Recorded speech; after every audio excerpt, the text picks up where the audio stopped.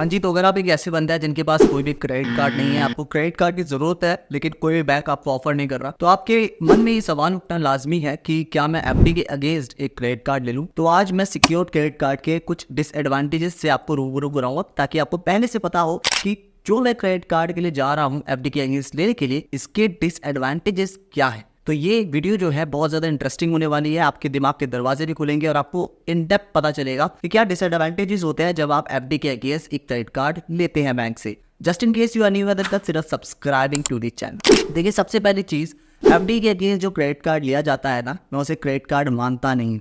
क्यों?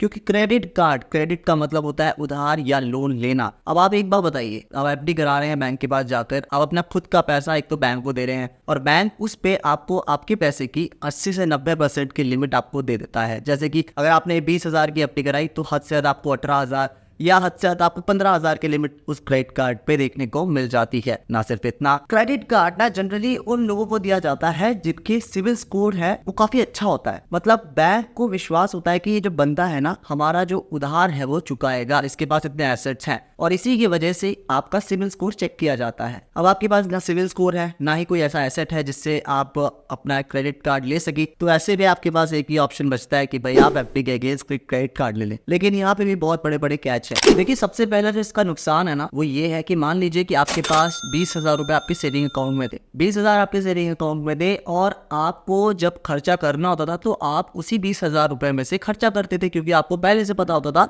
कि मेरे अकाउंट में, सेविंग अकाउंट में 20,000 रुपए है। या फिर आपको जब कैश की जरूरत पड़ती थी तो आप अपने एटीएम में जाकर अपने डेबिट कार्ड का इस्तेमाल करते थे और कैश निकाल लेते थे। अब आपने सेम चीज में क्या करा कि आपने 20,000 की एक एफडी बनवा ली, एफडी बनवा के आपने क्रेडिट कार्ड ले लिया बैंक से। अब आप दिखाने के लिए क्रेडिट कार्ड तो रखते हैं लेकिन उससे कोई फायदे नहीं है। पहला, यहाँ पे जब भी आप कोई खर्चा करेंगे तो उसका बिल आएगा, तो आपके मेंटली एक सर में टेंशन रहेगी कि यार मेरे पास बिल आने वाला है और अगर मैंने टाइमली पेमेंट नहीं करा तो मेरे पे काफ़ी ज़्यादा मोटे मोटे चार्जेस लगा देगा बैंक। क्योंकि बैंक को एक पावर होती है कि अगर आपने एक भी दिन मिस कर दी ना ड्यू डेट के बाद, तो आप पे इंटरेस्ट लगता चला जाएगा। तो ये बहुत ही ज़्यादा खतरनाक चीज़ है कि आपको मेंटली बहुत ज़्यादा परेशान रहना पड़ता है कि यार मेरा बिल आने वाला है या आ चुका है तो मुझे आज पेमेंट करना है। वेयर एज अगर आपके पास ऑलरेडी पैसे होते तो हाथ के हाथ आपने जो भी सामान लिया उसका पेमेंट आप कर देते, चाहे तो अपने कार्ड से, चाहे तो अपने यूपीआई से, चाहे तो कैश से। अब इसके साथ ही कुछ लोग कहते हैं कि भाई हम ना क्रेडिट कार्ड एफडी के अगेंस्ट इसलिए लेते हैं ताकि हमारी बचत हो सके, हमें रिवॉर्ड पॉइंट्स मिल सके, कैशबैक मिल सके।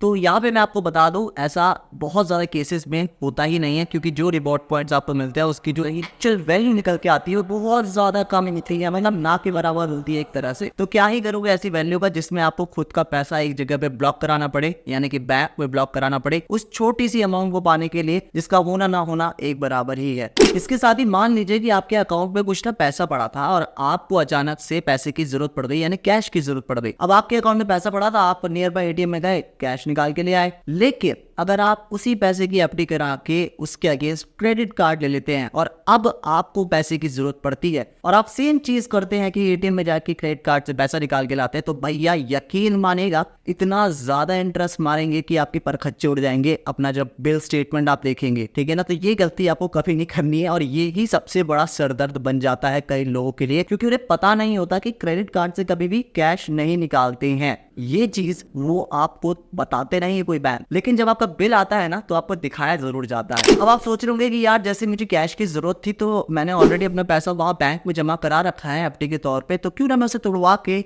अपने पैसे को वापस बुला लेता हूँ अपने सेविंग अकाउंट में। तो इस प्रोसीजर में काफी ज्यादा टाइम लगता है। सबसे पहले तो आपका क्रेडिट कार्ड ब्लॉक होता है, उस प्रोसेस में 102 दिन लग जाते हैं। देन आपकी एफडी क्लोज होती है, देन वो जो पैसा है रिलीज करता है बैंक आपके अकाउंट में, उसमें भी कुछ ना कुछ इंटरेस्ट काट के ही रिलीज करता है बैंक। सो इस प्रोसेस में बहुत ज्यादा टाइम लग जाता है और उधर आपको 1,000-1,200 रुपए की जरूरत थी और उस 1,000-1,200 रुपए को पाने के लिए आपको अपनी पूरी की पूरी एफडी को ही तोड़वाना पड़ गया। तो ये बहुत बड़ा सरदर्द हो जाता है कि यार पूरी की पूरी एफडी तोड़वाई आपने, क्रेडिट कार्ड ब्लॉक कराया, आपके इतने दिन वेस्ट हुए, देन आपके अकाउंट में पैसा आया और तब जाके आप 1,000 या 1,200 जितने की भी आप निकालना चाहते थे वो पैसा आप निकाल पाएंगे। वेयरएज अगर आपके सेविंग अकाउंट में पहले से पड़ा होता पैसा, सीधा जाते एटीएम में डेबिट कार्ड से खटाक करके पेमेंट निकाल लेते जितने भी आपको कैश की जरूरत थी।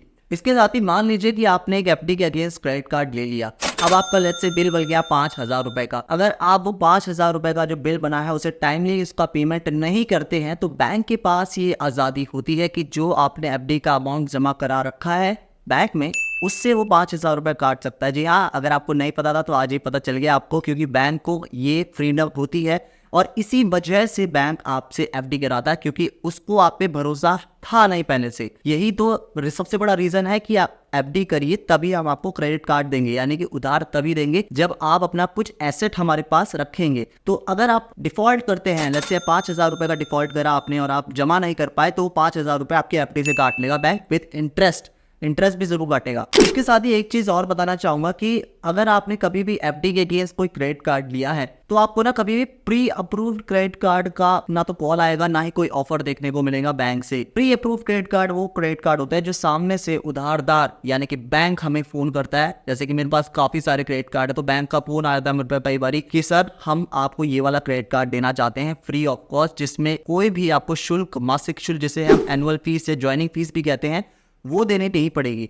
अब आपने कभी सोचा है बैंक क्यों करता है कॉल? बैंक इसलिए करता है क्योंकि मेरा जो सिबिल स्कोर है काफी ज्यादा अच्छा है। बैंक को पता है कि बंदा जो है अपना टाइम टू टाइम पेमेंट कर सकता है और जितने हम इसे लिमिट दे रहे हैं उसको ये रिपे कर सकता है। ये बैंक को चीज पता है, तभी तो वो आपको प्री अप्रूव्ड ऑफर देता है। लेकिन एक जगह आप लोग हैं जिन्होंने एफडी के अगेंस्ट ले रखा है क्रेडिट कार्ड, तो आपको ऐसा ऑफर कभी भी देखने को नहीं मिलेगा। क्यों? क्योंकि बैंक को ऑलरेडी मालूम है कि भैया ये तो एफडी के अगेंस्ट लेके बैठा है, इसके पास और कोई चीज है नहीं, कोई एसेट है नहीं, तो ये कहाँ से रिपेमेंट कर पाएगा हमारे लिमिट की जो हम क्रेडिट कार्ड से देंगे। इसके साथ ही मेरे साथ कई बार ऐसा भी हुआ है कि मैं जब क्रेडिट कार्ड यूज करता जा रहा हूँ तो डिपेंडिंग ऑन माय यूजेज मेरे को बैंक की तरफ से कॉल आ जाता है कि सर हम आपकी जो क्रेडिट लिमिट है, फॉर एग्जांपल मेरी क्रेडिट लिमिट अभी 1 लाख रुपए थी तो हम उसे बढ़ाकर 1.5 लाख रुपए या 2 लाख रुपए कर रहे हैं, क्योंकि आप टाइमली पेमेंट कर देते हैं और आपका जो क्रेडिट यूटिलाइजेशन रेशियो है वो काफी ज्यादा अच्छा है। क्रेडिट यूटिलाइजेशन एक ऐसा तरीका होता है जिससे बैंक को ये पता चलता है कि ये बंदा क्रेडिट कार्ड यानी उधारी की जिंदगी कितनी जी रहा है। तो अगर मैं अपना लेट्स से क्रेडिट कार्ड को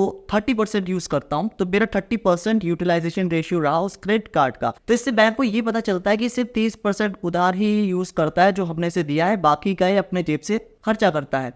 तो ये एक पॉजिटिव सिग्नल है और इसी वजह से बैंक मुझे मेरी जो क्रेडिट लिमिट है उसे बढ़ाता रहता है। लेकिन अगर आप एफडी के अगेंस्ट कोई भी क्रेडिट कार्ड लेते हैं तो आपकी लिमिट नहीं बढ़ाता है कभी भी बैंक। आपने देखा होगा कभी भी आपको फोन नहीं आएगा ये बोलने के लिए कि सर आपने हमारे से 20,000 या 50,000 की एफडी कराई थी, उसके अगेंस्ट हमने जो क्रेडिट कार्ड दिया था ना, हम उसकी लिमिट 1 लाख रुपए कर रहे हैं या 1.5 लाख रुपए कर रहे हैं, क्योंकि आप टाइम टू टाइम बिल भरते रहते हैं। ऐसा नहीं है। अगर आपको अपने एफडी के अगेंस्ट जो दिया है आपने क्रेडिट कार्ड, उसका लिमिट को बढ़वाना है तो उसके लिए आपको अपनी एफडी को बढ़वाना पड़ेगा, तभी आपको लिमिट बढ़ी हुई देखने को मिलेगी, वरना नहीं मिलेगी। दोस्तों अगला डिसएडवांटेज ये है कि जो इनसिक्योर्ड क्रेडिट कार्ड होते हैं ना, वो तो काफी सारे आपको देखने को मिल जाएंगे, लाइक भरपूर मात्रा में आपको देखने को मिलेगी और जैसी आपकी जरूरत वैसा आप क्रेडिट कार्ड ऑप्ट कर सकते हैं, ये आपको आजादी होती है। लेकिन अगर आप एफडी के अगेंस्ट एक सिक्योर्ड क्रेडिट कार्ड लेते हैं तो वहां पे आपको ये आजादी नहीं होती, क्योंकि सिक्योर्ड जो क्रेडिट कार्ड है वो बहुत ज़्यादा लिमिटेड होते हैं, कुछ बैंक्स ही आपको ऑफर करते हैं। तो यहाँ पे जो मिल रहा है उससे आपको गुजारा करना पड़ता है। तो हो सकता है कई बार ये जो क्रेडिट कार्ड आप लेते हैं वो आपकी लाइफस्टाइल से मैच भी ना करे और आप किसी और चीज़ के लिए ले रहे हैं और आपके पास जो क्रेडिट कार्ड आ जाए वो किसी और पर्पज़ को सॉल्व करता हो, तो ये भी बहुत बड़ा डिसएडवांटेज होता है एफडी के अगेंस्ट क्रेडिट कार्ड को लेने का। हालांकि एक अच्छी चीज़ भी होती है कि आपका सिबिल स्कोर बढ़ना शुरू हो जाता है और जब आपका सिबिल स्कोर बढ़ जाए तब आप एक अच्छे क्रेडिट कार्ड की तरफ जा सकते हैं, लेकिन उसमें बहुत ज़्यादा टाइम लगता है दोस्तों। तो ये वो सारे के सारे डिसएडवांटेजेस थे क्रेडिट कार्ड को लेने के अगेंस्ट एफडी। उम्मीद करता हूँ यार इस वीडियो से आपके दिमाग के दरवाजे खुले, आपको पता चला हो कि हमें क्या क्या झेलना पड़ सकता है, हमारे साथ क्या क्या हो सकता है, कितने चार्जेस और लग सकते हैं अगर हम एफडी के अगेंस्ट से क्रेडिट कार्ड लेते हैं। अगर आपके मन में अभी भी कोई डाउट हो तो आप कमेंट में पूछ लीजिएगा और आप चैनल पे पहली बार आए हैं तो सब्सक्राइब करके बेल आइकन को जरूर दबाइएगा, क्योंकि यहाँ पे फाइनेंस रिलेटेड कंटेंट मैं आपके लिए बनाता रहता हूँ। मैं मिलता हूँ आपको अगली वीडियो में, तब तक के लिए जय हिंद, वंदे मातरम दोस्त, नमस्ते।